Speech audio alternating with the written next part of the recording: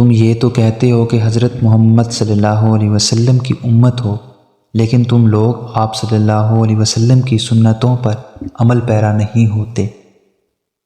تم دخول جنت کے دعوے دار تو بنتے ہو مگر اس کے لیے عمل نہیں کرتے۔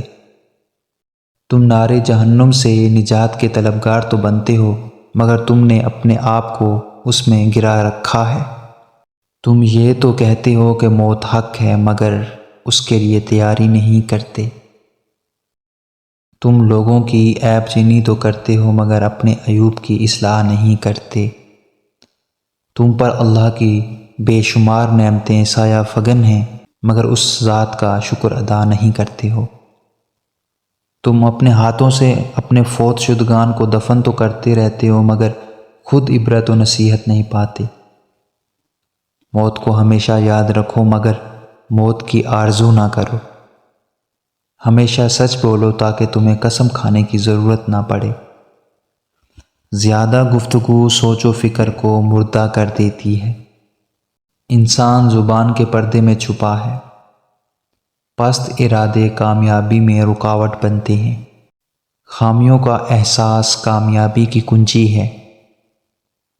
جھوٹ بول کر جیت جانے سے سچ بول کر ہار جانا بہتر ہے۔ اللہ کے دشمنوں سے محبت کرنا اللہ تعالیٰ سے دشمنی کرنا ہے۔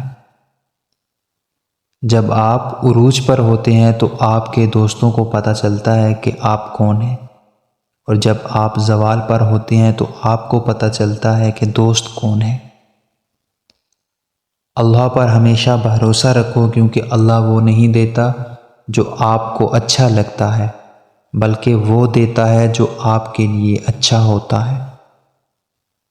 انسان کی آزمائش جتنی بڑی اور مشکل ہوگی انعام بھی اتنا ہی بڑا ہوگا۔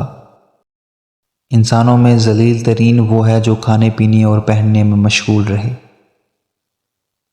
جو سچائی جھوٹ کے مشابہ ہو اسے اختیار مت کرو۔